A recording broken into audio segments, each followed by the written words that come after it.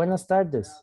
Reciban un cordial saludo de parte del personal del Centro de Investigaciones en Contaminación Ambiental, SICA, de la Universidad de Costa Rica, actualmente designado como Centro de Colaboración del Organismo Internacional de Energía Atómica, OIEA, para la calidad y seguridad alimentaria y ambiental, y que este año está celebrando su 40 aniversario de fundación. El ozono atmosférico es de gran importancia. Su contribución más conocida es la capacidad que tiene el ozono estratosférico de absorber parte de la radiación ultravioleta, generando una capa de protección. No obstante, en la capa más baja de la atmósfera, las moléculas de ozono actúan como contaminantes que pueden afectar la salud y como un gas de efecto invernadero que contribuye con el calentamiento.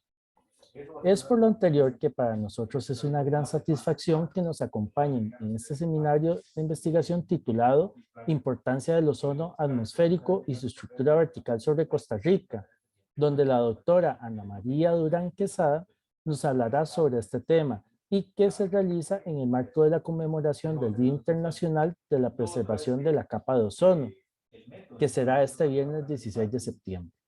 La doctora Durán Quesada obtuvo su licenciatura en física en la Universidad de Costa Rica y su maestría en meteorología, oceanografía, física y cambio climático, así como su doctorado en física aplicada en la Universidad de Vigo, en España. Actualmente es investigadora del Departamento de Física Atmosférica, Oceánica y Planetaria de la Escuela de Física y del Centro de Investigación en Contaminación Ambiental, ambos de la Universidad de Costa Rica. Es una investigadora activa con participación relevante en grupos de investigación tanto nacionales como internacionales, enfocados en aplicaciones climáticas y ambientales, con más de 30 publicaciones científicas en revistas revisadas por pares y participación tanto como autora como coautora en más de 50 conferencias científicas, seminarios, simposios y talleres. Uno de los objetivos de su trabajo es contribuir a una mejor comprensión del sistema climático de la Tierra para fomentar la resiliencia al cambio climático y las estrategias de mitigación. Es miembro del Comité Científico Nacional de Cambio Climático de Costa Rica desde 2019 y es fundadora y coordinadora de la Red de Isótopos para Estudios de Ecosistemas Tropicales, ISONET, y cofundadora del Laboratorio de Observación del Sistema Climático en Costa Rica. Además, como parte de sus actividades, está firmemente comprometida con mejorar la participación de las mujeres en la investigación de excelencia, apoyando las iniciativas y programas de igualdad de género como IAEA WIN, Mujeres en la Ciencia Nuclear, y la Red en Desarrollo Reciente Mujeres del Cambio Climático, de la cual es cofundadora.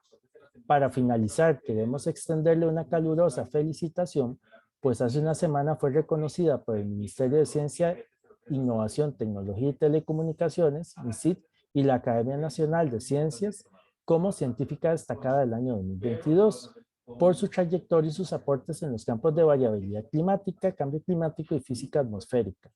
Este reconocimiento nos llena de orgullo y alegría y en nuestro criterio es más que merecido. Al concluir la presentación, abriremos un espacio para hacer preguntas. Para tal efecto, les agradezco que indiquen las preguntas en el chat para transferirlas a la expositora. Adicionalmente, quisiera mencionar que es posible que los participantes de este seminario estén transmitiendo desde las casas u otros espacios similares, por lo que pudieran escucharse sonidos ajenos a la presentación y en algún momento y que es difícil controlar, por lo que solicitamos las disculpas del caso y comprensión al respecto. Sin más que agregar, le paso la palabra a Ana María. Bienvenida y muchas gracias por aceptar la invitación a participar en este espacio. Adelante, Ana María. Buenas tardes a todas las personas que nos acompañan. El día de hoy vamos a hacer una conmemoración, digámoslo así, del 35 aniversario de la firma del Protocolo de Montreal. Vamos a hablar sobre la importancia del ozono atmosférico, un poco sobre su estructura vertical a partir de mediciones que se realizan en Costa Rica desde la Universidad de Costa Rica, como parte también de los seminarios de investigación del SICA. Algo muy interesante que tiene el ozono es que desde el punto de vista de qué tan bueno o malo es el ozono, podemos hablar de dos ozonos, ¿no? El ozono que se encuentra en la parte superior de la estratosfera, ¿no?, que es justamente la región de la atmósfera donde se ubica la capa de ozono, y ese es el que llamamos el ozono, entre comillas, bueno, y el ozono que se encuentra por debajo de los 15 kilómetros en la troposfera, que es lo que llamamos el ozono superficial, y ese es el que se conoce como el ozono malo. El ozono estratosférico, que es el que se encuentra por encima de los 15 kilómetros, se forma o se genera de una manera natural, y quizá la utilidad más conocida por todas las personas es que funciona como un escudo que nos protege de la radiación ultravioleta. Evidentemente, la capa de ozono tiene una importancia muy grande porque en este accionar en que nos protege mediante la absorción de la radiación ultravioleta, nos protege, por supuesto, de diferentes tipos de cáncer como el cáncer de piel.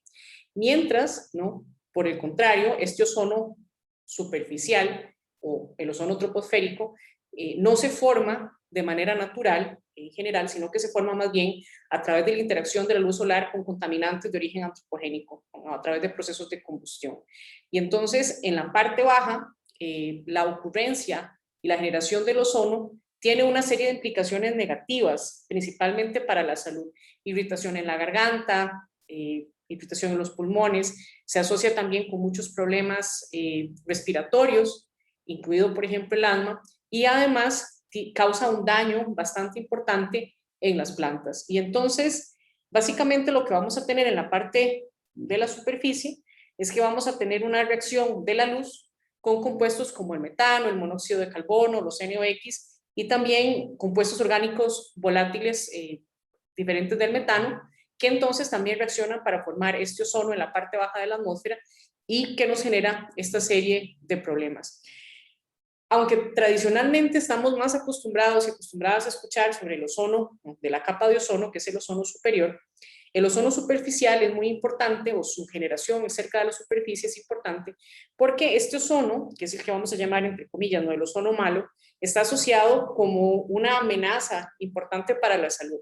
Más o menos 1 millón de muertes a nivel mundial se asocian justamente con la existencia de este ozono cerca de la superficie, y aproximadamente el 20% de los problemas globales asociados con asma parecen estar vinculados con la existencia de este ozono. Además, cuando estamos expuestos de manera prolongada a altas concentraciones de ozono cerca de la superficie, hay un aumento importante en el riesgo de enfermedades respiratorias y de enfermedades cardiovasculares. Y por estas razones es que decimos que el ozono superficial tiene una serie de implicaciones y amenaza nuestra salud. Aunque esta es la historia, ¿no?, de los dos tipos de ozono, el ozono bueno y el ozono malo, hoy nos vamos a enfocar en el ozono bueno. Resulta ser que por ahí de 1985 se publica en Nature un artículo que cambia totalmente la historia de cómo entendemos la importancia o la implicación de la ciencia en los procesos de toma de decisiones. Y entonces Joe Farman, Bill Gardiner y John Shanklin publican un artículo donde hacen un análisis de variaciones en las concentraciones de ozono estratosférico en una estación en Antártica. Lo que ellos encuentran es que más o menos entre 1947 y 1970 se empieza a observar una reducción significativa en la cantidad del ozono, y eso es lo que tenemos. Son algunas imágenes del artículo original. Y entonces hay una reducción importante en las concentraciones de ozono en la columna. En este caso hay una preocupación porque otros grupos están también haciendo monitoreo de ozono y este resultado no se había reportado. Y entonces, como un dato anecdótico, los autores valoran qué hacer con esta información que encuentran, si se esperan para publicarlo, si la publican, porque había cierta duda, ¿no? Era una tendencia muy marcada y de alguna manera era extraño que no lo hubiera reportado antes alguna otra agencia.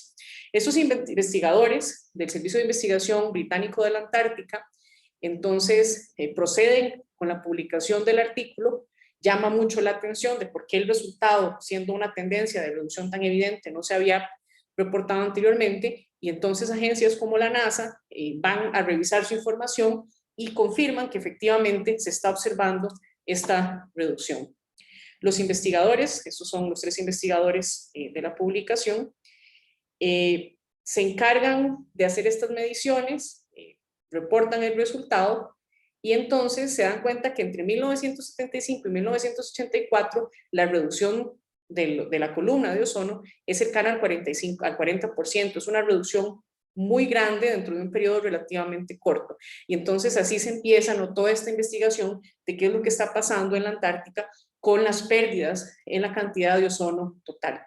La investigación revela, ¿no?, que parte de las razones por las cuales se observa esta reducción tienen que ver con la dinámica del cloro y la presencia también de NOx en el sistema. Resulta ser que el ozono es altamente reactivo, el ozono se destruye fácilmente en presencia de cloro monoatómico, y entonces inicia de esta manera la investigación.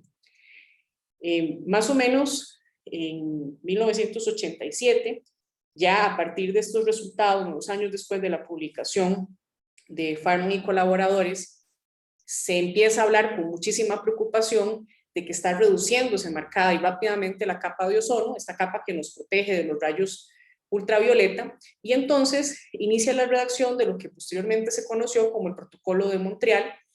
Y entonces, pues este año justamente se celebran los 35 años de la firma del Protocolo de Montreal para la protección de la capa de ozono. El tratado se firma, o el acuerdo se firma un 16 de septiembre, y por eso es que los 16 de septiembre celebramos el Día de la Conservación de la Capa de Ozono. Y tal vez para que tengamos una idea de por qué, a pesar de que ya pasaron 35 años, este acuerdo es uno de los acuerdos más exitosos. El Acuerdo de Montreal fue ratificado más o menos por 197 países y es un acuerdo muy exitoso en el sentido de que es un acuerdo que la mayoría de países firmaron y se han comprometido realmente a cumplir. Sin embargo, el tema de la reducción de la capa de ozono no es un problema resuelto, ¿no? Se ha recuperado significativamente, por lo menos se frenó la reducción marcada de la capa de ozono. Sin embargo, cuando nosotros analizamos cuál es el estado actual de la capa de ozono, lo que nos damos cuenta es que para que tengamos una recuperación efectiva realmente de la capa de ozono, nos vamos a tener que esperar más o menos al 2060, que es cuando se proyectan que ya la capa se encuentra recuperada. Y algo muy importante entonces es que venimos de un periodo en el que a partir de 1900, de la década del 70, empieza esta reducción muy marcada, se detecta a mediados de los 80 y posteriormente, entonces, afortunadamente el sector político hace caso a esta incidencia, estos resultados científicos que se encuentran, y se procede entonces con lo que se conocería tal vez como una de las acciones climáticas más eficientes. No obstante, tenemos variaciones en la cantidad de ozono estratosférico y eso es lo que vamos a dedicarnos a hablar el día de hoy. Algo que es muy importante de recordar es que la capa de ozono es dinámica. La capa de ozono varía en composición durante el año según el hemisferio de invierno. Y entonces, en algunos periodos vamos a tener una mayor cantidad de ozono en uno de los polos según sean las condiciones del hemisferio de invierno. La capa de ozono cambia continuamente y entonces su carácter dinámico la hace particularmente importante cuando también queremos analizar cuáles son los cambios que están teniendo en el sistema. De una manera muy simplificada, el ozono se produce cerca de las regiones tropicales y a través de las circulaciones atmosféricas globales, el ozono empieza a ser transportado desde los trópicos hacia las regiones polares.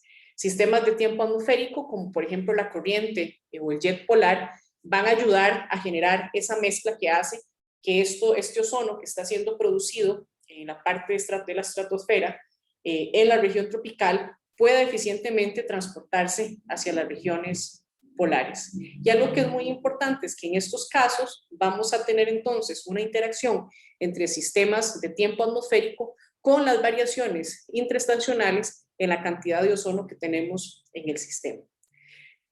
¿Cómo se destruye el ozono? Porque eso es tal vez lo que más nos interesa entender, y vamos a tener entonces que procesos fotoquímicos van a ser muy importantes en la definición de esta reducción del ozono estratosférico.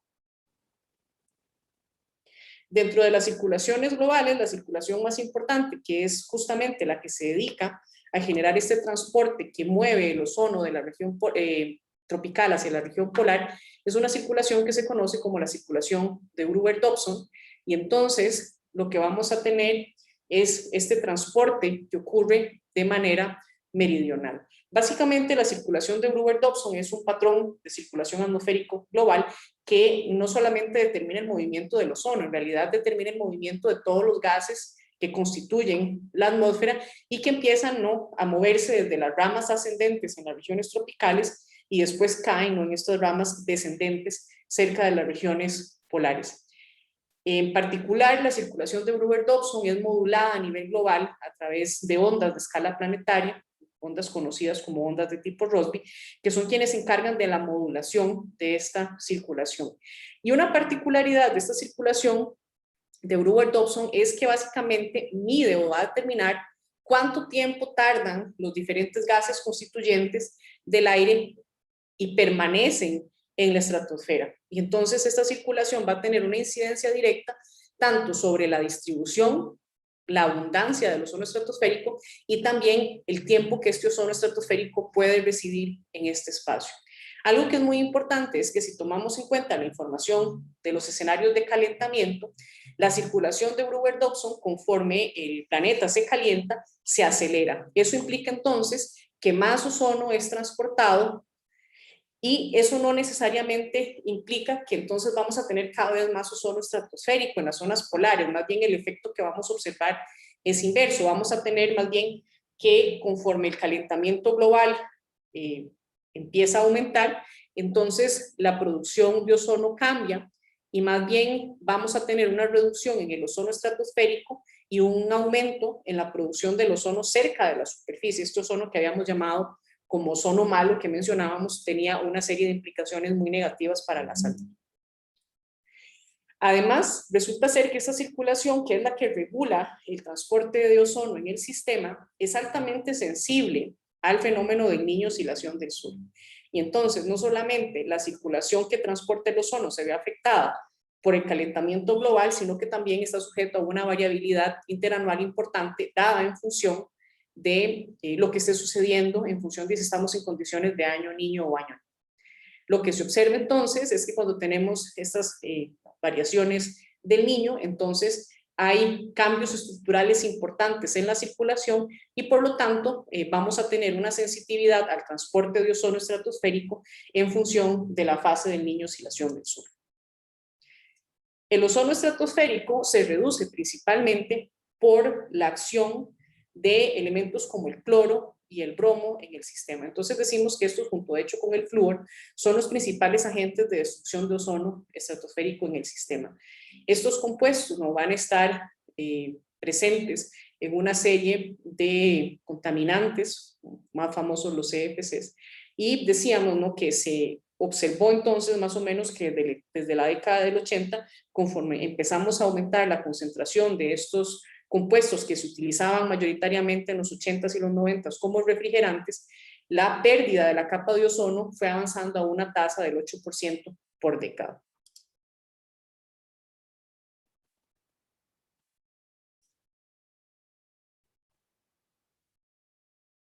Aquí lo que tenemos son las variaciones de la capa de ozono en la zona antártica desde 1979 hasta el 2013.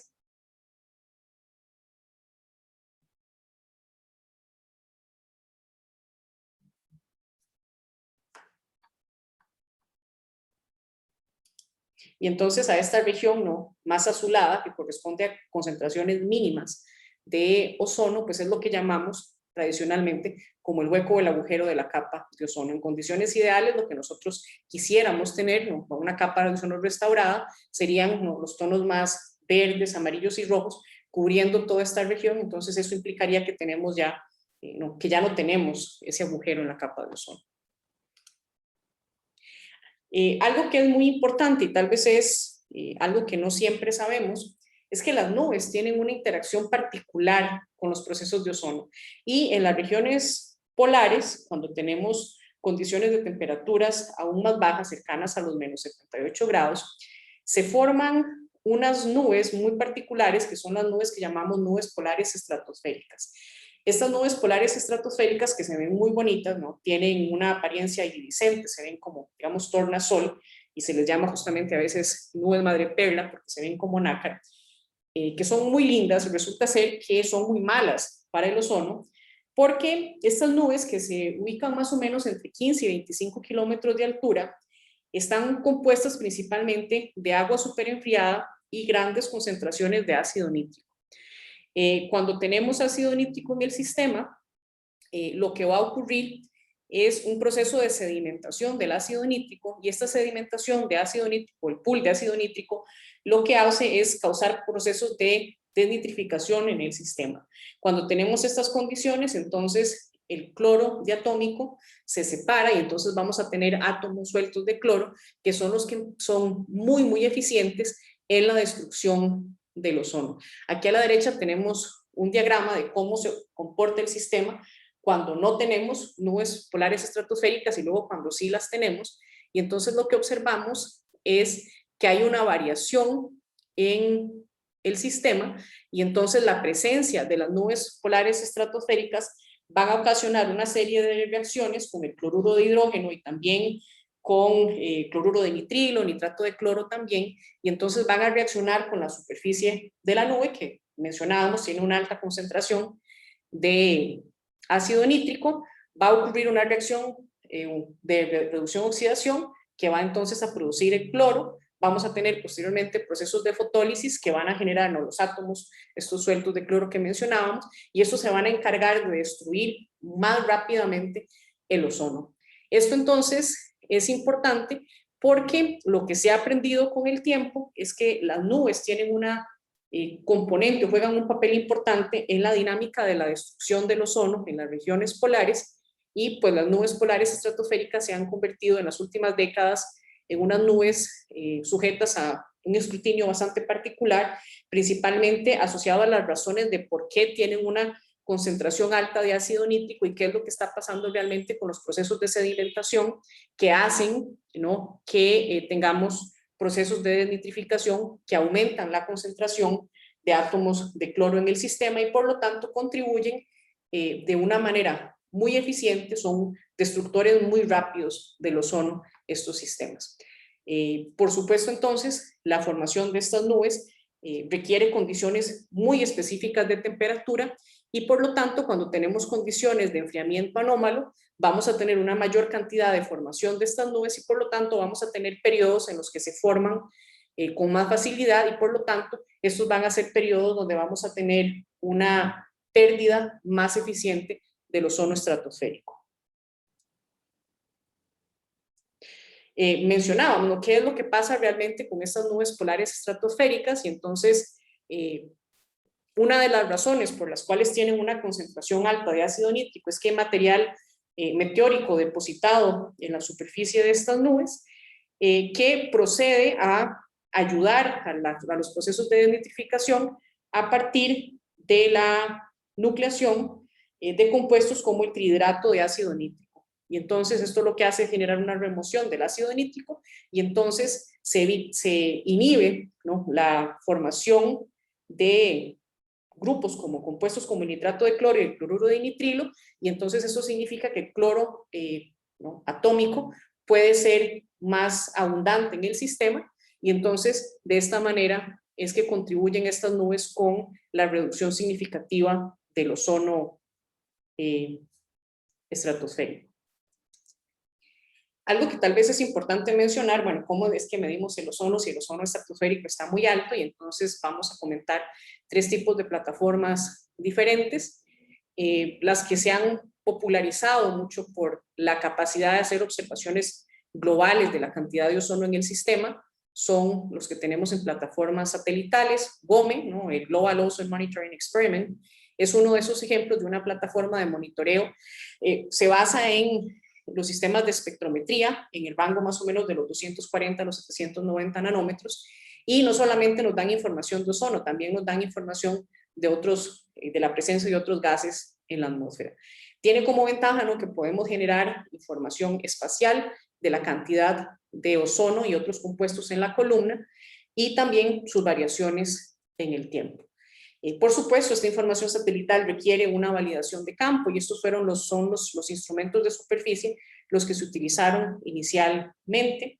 El espectrofotómetro de Dobson, que funciona básicamente a partir de mediciones de intensidad de la cantidad de ozono que puede ser absorbido en una superficie, y este es, por ejemplo, el equipo que se utilizó en la investigación antártica que se reportó en 1985, que permitió el descubrimiento de la capa de ozono. Y entonces, básicamente, este sistema lo que hace es determinar una diferencia entre absorción e incidencia de longitudes de onda muy específicas, se mide una diferencia y entonces lo que se obtiene es que el coeficiente de mayor intensidad va a ser proporcional con una mayor cantidad de ozono en el sistema.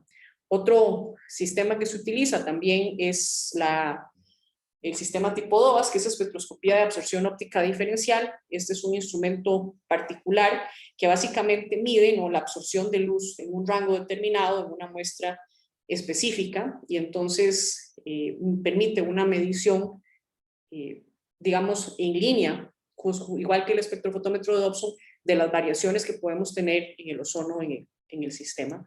El espectrofotómetro de Gruber es también otro sistema que se utiliza para hacer mediciones en campo, y este funciona mediante la medición de la irradiancia espectral ultravioleta en intervalos de 0.5 nanómetros en un rango que va más o menos de los 285, 290 a 325 nanómetros.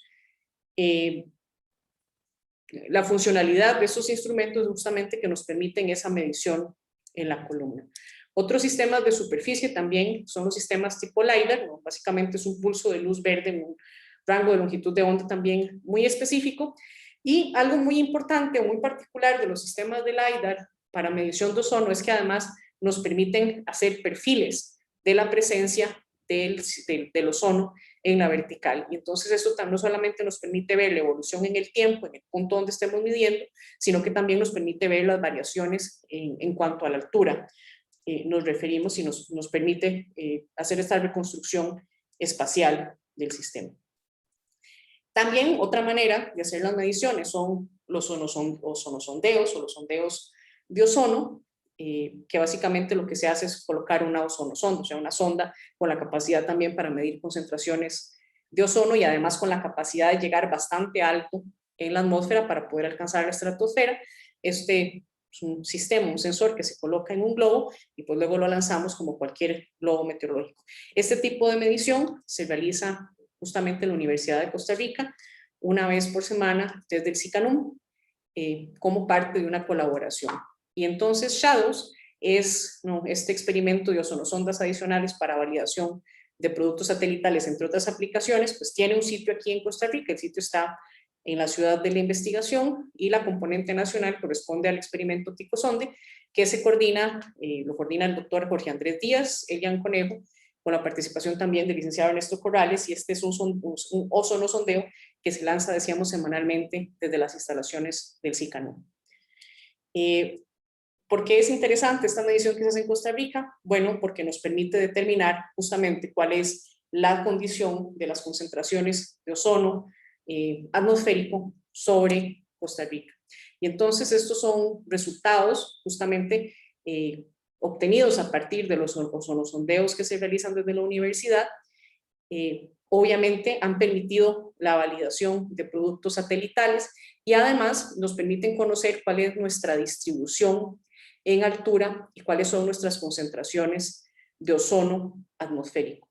Evidentemente la concentración de ozono aumenta conforme estamos cada vez más cerca de la estratosfera, y lo que observamos es que a nivel estacional tenemos variaciones que podrían ser importantes, más o menos entre los 300, o más o menos 200 y 50 hectopascales de altura, donde las principales variaciones básicamente van a estar dadas entre el primer semestre y el segundo semestre del año, es decir, una diferencia, concentraciones que tienden a ser ligeramente más altas cuando estamos en condiciones de lluvias más intensas, comparado con periodos que tienden a ser ya sea más secos o bajo condiciones de lluvias menos intensas.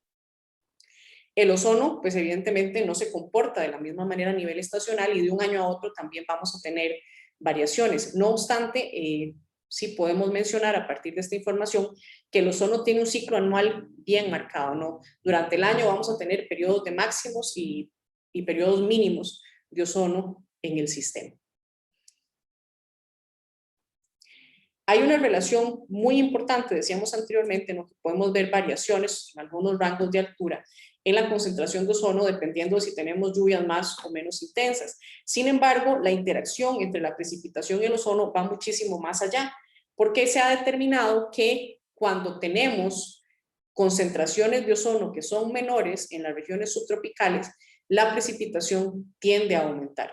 ¿Qué es lo que está sucediendo aquí? Bueno, que cuando nosotros tenemos un agujero conformado en la capa de ozono, vamos a tener que el jet extratropical del oeste, en la parte del hemisferio sur, se va a desplazar, ¿no? Se va a mover, y entonces esto va a generar una modificación en la circulación general de la atmósfera, y con ella los patrones de precipitación van a verse alterados. Esto entonces es muy importante porque más o menos entre el 2010 y el 2011 fue que se empezó a llamar mucho más la atención de que las variaciones en las concentraciones de ozono polar tienen una influencia directa sobre la precipitación en las regiones subtropicales, y por lo tanto deberíamos traer a las conversaciones de variabilidad y cambio climático más activamente información sobre el papel y de las concentraciones o de las variaciones de las concentraciones de ozono que tenemos en el sistema.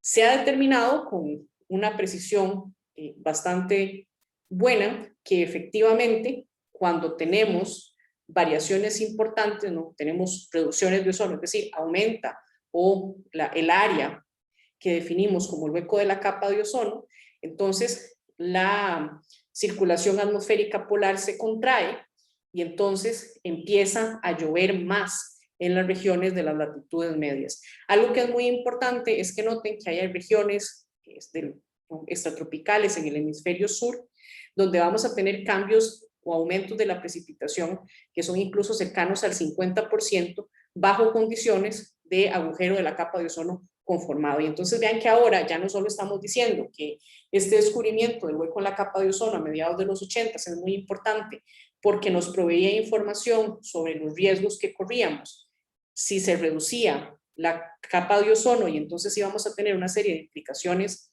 en la salud asociados con la penetración de los rayos de radiación ultravioleta, sino que además tenemos un impacto climático directo, y entonces entre más grande sea el hueco de la capa de ozono, vamos a tener una mayor variación en las cantidades de precipitación en las regiones, y entonces ya tenemos un impacto en la salud, pero al mismo tiempo un impacto de retroalimentación climática asociado con las variaciones en la concentración del ozono estratosférico.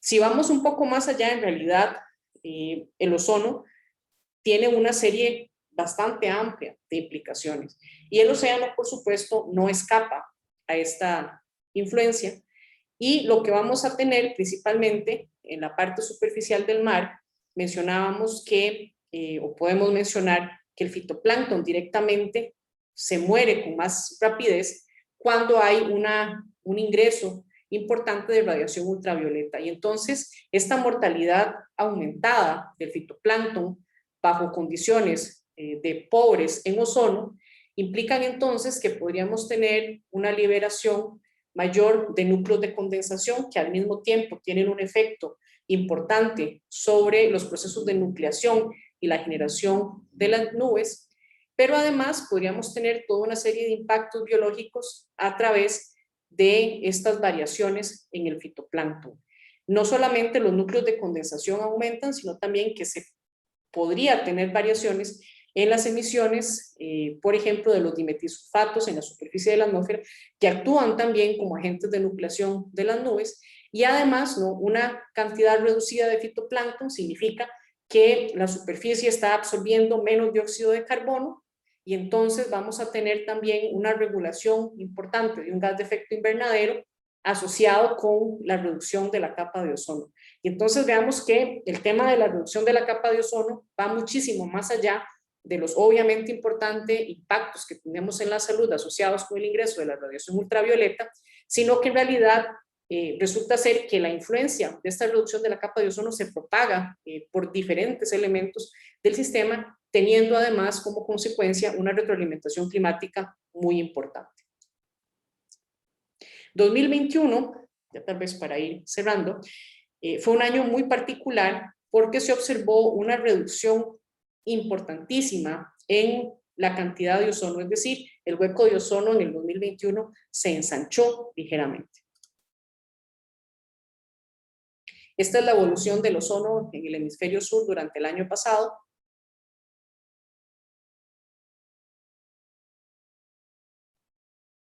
Y entonces vemos, ¿no?, una región más roja.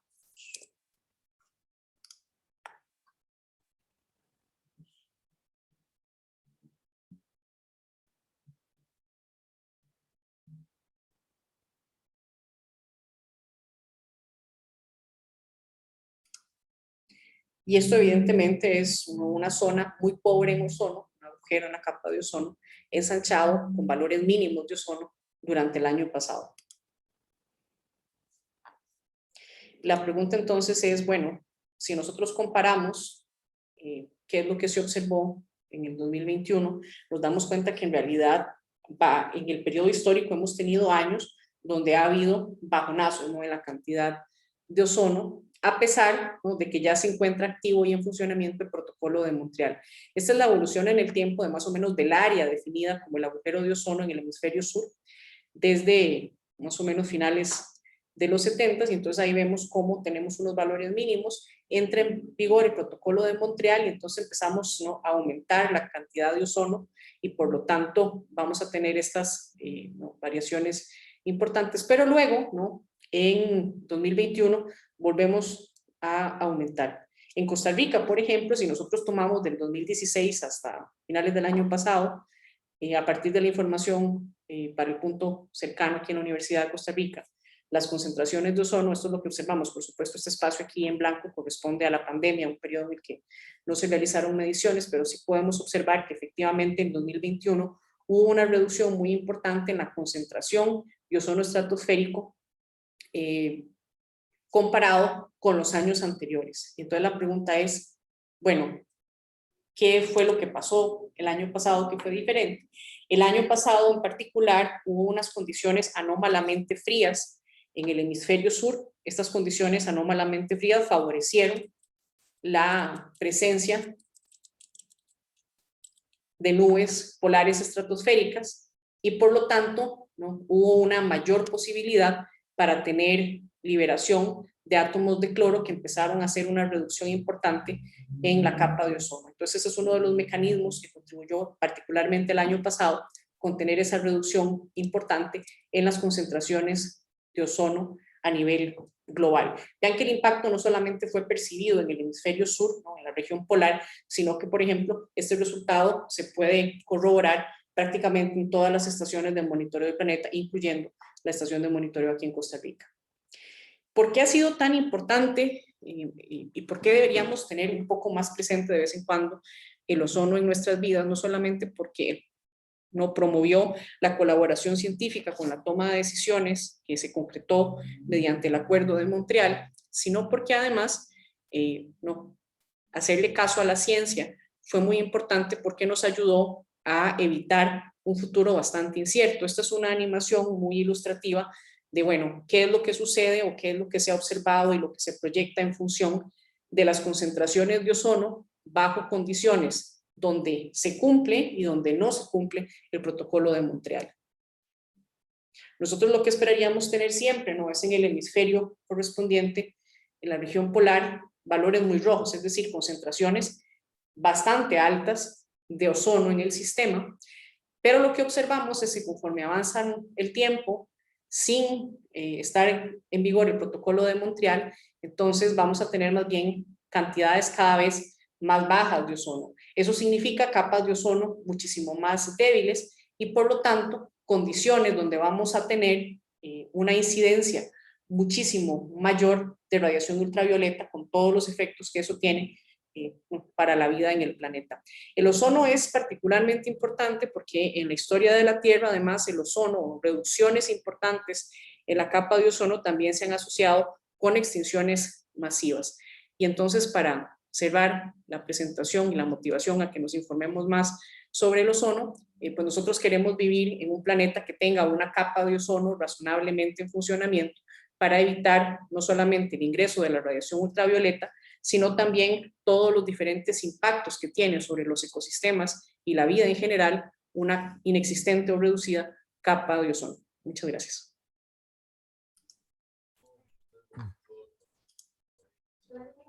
Muchas gracias, Ana María, por esta excelente presentación y muchas felicitaciones por este trabajo, porque realmente para mí fue muy informativo y bueno, y llama a la reflexión. A continuación abrimos el espacio de preguntas. Para eso les pedimos que las escriban en el chat para transferirla a Ana María. Yo tengo algunas preguntas. A mí, francamente, me sorprendió mucho que acá en el país se estuviera haciendo esta medición de ozono, porque yo desconocía que existía ese proyecto. De hecho, yo creo que yo lo vi en una nota que hicieron este año, por primera vez fue que lo vi yo. Ahora, ¿hasta cuándo se proyecta seguir con las mediciones de ozono en el país, Ana María? ¿Sabes? Bueno, ojalá por mucho tiempo más. El proyecto Ticosonde lo inició Jorge Andrés en el 2005, más o menos, si no recuerdo mal, sí, 2005. Y entonces, inicialmente Ticosonde formaba parte de unas campañas de validación satelital y eran sondeos atmosféricos, digamos, normales, no eran ozonosondeos. A partir del 2005 se inician como ozonosondeos y entonces el proyecto desde entonces lo ha coordinado el SICANUM. De hecho, la sonda se lanza afuera ahí de las instalaciones del SICANUM, normalmente los días jueves. Por si alguien en algún momento también quiere ir a ver, puede contactar a Ernesto, que es el que está encargado de los lanzamientos. Y entonces, esta fase de los ozonosondeos de Ticosonde forma parte de esta iniciativa SHADOWS, que es un proyecto muy grande de NASA que se encarga de la validación. Y entonces son diferentes puntos a nivel mundial. Voy a ver si encuentro el mapa. Estaba por aquí el mapa para compartir de nuevo. Estos son los puntos de validación que forman parte del experimento SHADOWS. Vea que en realidad no son un montón. Y Costa Rica tiene la fortuna, ¿no?, dentro de las capacidades de la universidad, de ser uno de esos puntos.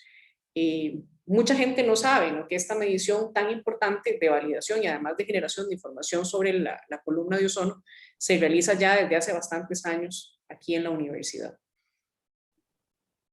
Sí, de hecho, bueno, como te digo, a mí me sorprendió mucho y todavía me sorprende aún más con todo esto que nos has dicho, ¿verdad? Y todo lo importante que es y la incidencia que puede tener realmente en otros muchos más aspectos que solo la parte de salud. Tenemos Dilena Cruz en el Facebook, nos dice muchas gracias por la información tan valiosa.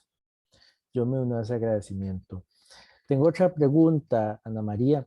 Ya con toda esta cantidad de datos acumulados acá en el país y bueno, en el proyecto, vos tenés ideas, ¿sabes qué se va a hacer? Si eso se va a divulgar, si se va a utilizar para, no sé, para algo, si se da comunicado a los tomadores de decisiones, no sé.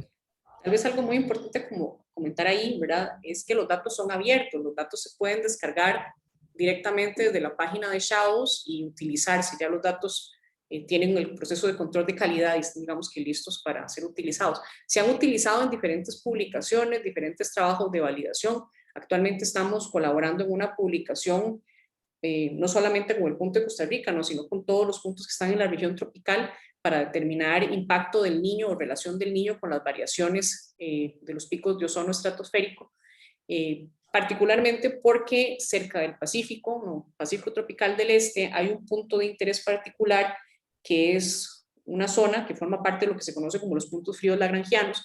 Es una zona donde hay intercambio de ozono estratosférico a través de la tropopausa. Y entonces, pues hay variaciones interanuales importantes y esas variaciones es lo que estamos actualmente estudiando, pero la información que se genera desde el SICANUM se encuentra disponible a través de la página de SHADOWS de forma pública y muchísimas personas utilizan no solamente la información de Costa Rica, sino la información completa de todos los puntos y se han realizado muchas publicaciones con esa información. De acuerdo, muy bien, qué interesante. ¿Y qué viene ahora a nivel, digamos, de Costa Rica? Me imagino, bueno, como me dijiste en la primera pregunta, ojalá que por muchos años se siga midiendo, pero se ha planteado, digamos, utilizar estos datos en algún otro, de alguna otra manera. No que yo sepa, yo le puedo comentar qué es lo que he estado poniendo yo con los colegas con estos datos, pero tal vez usted mencionaba ahora el tema de toma de decisión. Tal vez algo que es importante, eso yo no lo mencioné en la charla porque el interés de hoy era el ozono estratosférico, pero definitivamente algo importante es empezar a hacer conciencia sobre la necesidad del monitoreo del ozono en superficie. Cuando tenemos todos estos procesos de generación de este que llamábamos el ozono malo, nos damos cuenta que esa es una cantidad, por ejemplo, que en Costa Rica no se está midiendo, no sabemos cuáles son nuestras concentraciones superficiales de ozono. Y esa es una información que es valiosa bueno, por dos razones muy importantes. Primero, porque el ozono cerca de superficie tiene toda esta serie de impactos que mencionábamos sobre la salud, ¿verdad? Pero al mismo tiempo, el ozono cerca de la superficie actúa también como un gas de efecto invernadero que contribuye con el calentamiento global. Y entonces, por eso es muy importante conocer también nuestras concentraciones de ozono cerca de la superficie.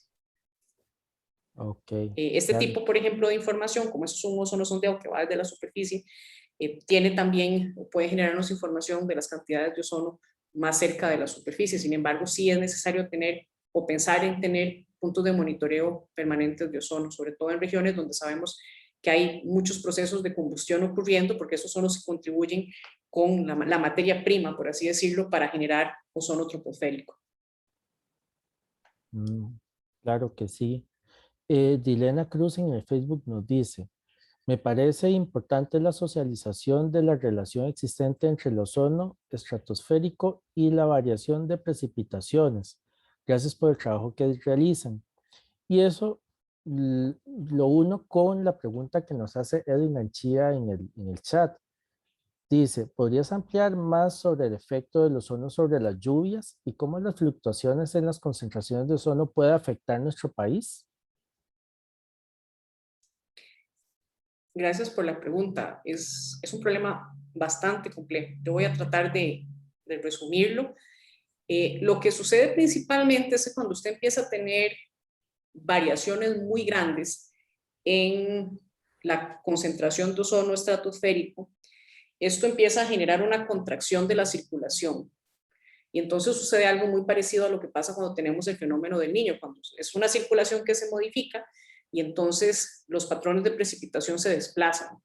El desplazamiento entonces de los patrones de precipitación incide en variaciones en la cantidad de precipitación. Y particularmente cuando tenemos esta contracción ocurriendo en el hemisferio sur, vamos a tener una zona o una franja donde más o menos por debajo de la región ecuatorial en el hemisferio sur vamos a tener un aumento significativo de la precipitación. Ahora, ese aumento de la precipitación en esa zona pues implica que hay variaciones en la distribución de la precipitación en general, pero implica un desbalance en el sistema y entonces eso es una modificación, no es la variación en la capa de ozono causando una modificación sobre el ciclo hidrológico en las diferentes escalas, tanto global como regional. Y entonces no se ha estudiado tantísimo esta interacción con la precipitación, fue más o menos a partir del 2010 por ahí que cada vez empezó a hacer un poco más de caso en que el ozono estratosférico tenía una incidencia o genera una retroalimentación climática y se ha empezado a estudiar más, pero eso, ¿verdad? Si lo vemos son los últimos 10, 15 años donde se empezó a indagar un poco más en qué es lo que está sucediendo. Hay otro actor importante en los procesos de pérdida de ozono que yo no mencioné y es el vórtice polar. El vórtice polar también tiene o genera mecanismos que contribuyen con las variaciones y el intercambio de ozono estratosférico y entonces el ozono estratosférico no solamente se va a asociar, o su reducción, digamos, no solamente se va a asociar con este incremento en las precipitaciones en la parte norte, zona más extratropical del hemisferio sur, sino que además esta contracción en la circulación va a tener un efecto adicional y es que parte del ozono que se encuentra en la región polar se desplaza nuevamente hacia la región tropical, pero ya no en la estratosfera, sino que ahora en la troposfera. Y entonces otro proceso adicional que ocurre en estos casos, sobre todo en presencia de calentamiento global, es que esto aumenta o esto contribuye al aumento de este ozono malo que llamábamos en la parte de la troposfera. Entonces vean que tenemos una retroalimentación climática asociada directamente con la lluvia, pero al mismo tiempo bajo escenarios de calentamiento hay una retroalimentación adicional que es como esta contribución con el exceso de ozono troposférico que mencionábamos, es además o actúa además como gas de efecto invernadero. Muchas gracias, Ana María. Realmente es un tema que hay que aumentar la discusión y traerlo más, tenerlo más presente porque es muy, muy interesante e importante los efectos, especialmente que produce. No veo más preguntas y yo lo único que me resta decir es muchas gracias a todos y todas por su atención.